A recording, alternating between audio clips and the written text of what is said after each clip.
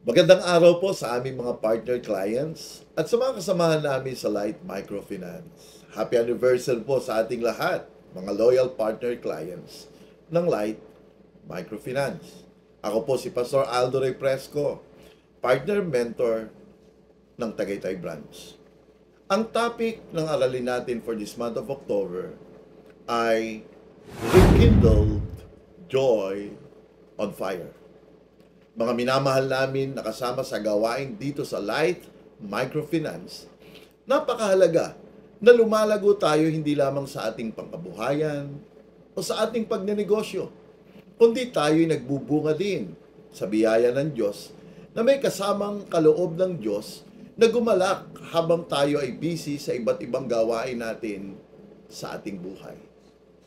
Sa araw na ito, may tatlong bagay na kailangan nating maintindihan upang tayo ay ganap na magbunga ng may kabuluhan at may kagalakan sa ating buhay.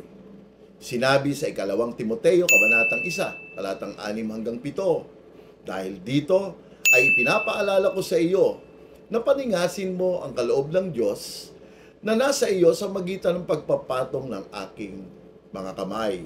Sapagkat hindi tayo binigyan ng Diyos ng espiritu ng kaduwagan, kundi ng espiritu ng kapangyarihan, ng pag-ibig at ng pagpipigil sa sarili. Una, alalahanin natin ang tendensya na tayo ay lumimot. Talatang 6, sinasabi, dahil dito ay ipinaalala ko sa iyo. Eka nga ang paalaala ay gamot sa taong nakalilimot. Ang tao ay natural na maging walang pakialam sa mga kabutihang gawa ng Diyos sa atin.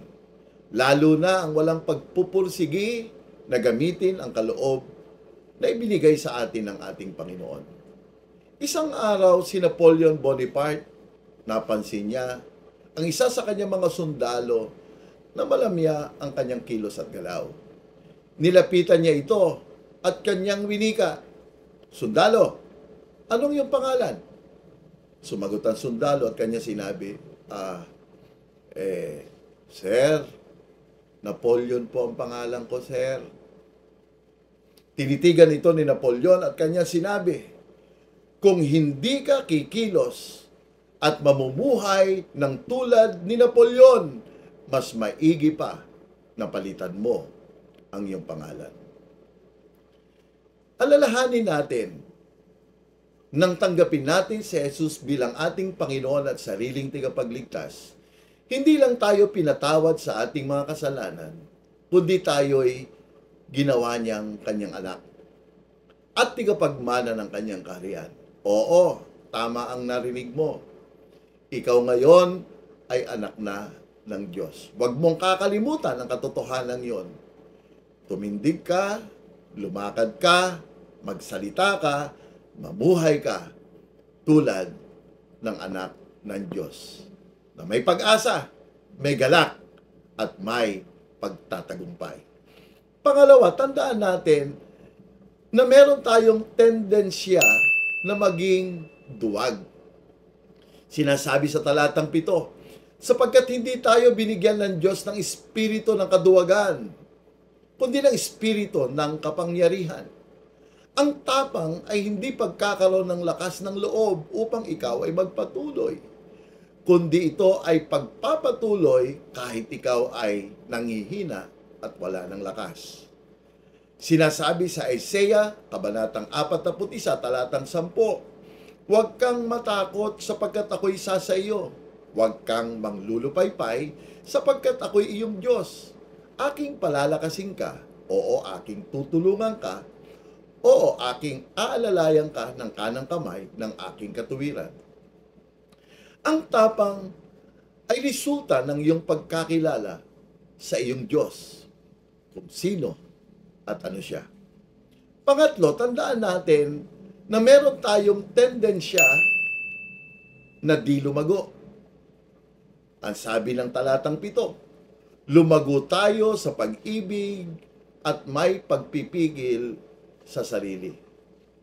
Makita sa atin dapat ang pag-ibig ni Kristo at magkaroon ng pagpipigil upang hindi tayo magkasala. Ang isang magsasaka, araw-araw, inaalala, inaalagaan, binabantayan niya ang kanyang mga pananim. Anumang hirap at anumang pagod, kanyang tinitiis dahil nakatingin siya, excited siya, isang araw magbubunga ang kanyang mga pananim at darating ang pag-aani.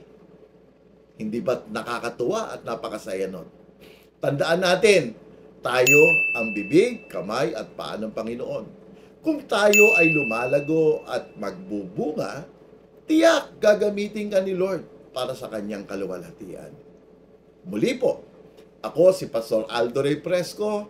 Salamat po sa pakikinig at suporta ninyo sa Light Microfinance. At mag-ingat po tayong lahat lagi. God bless.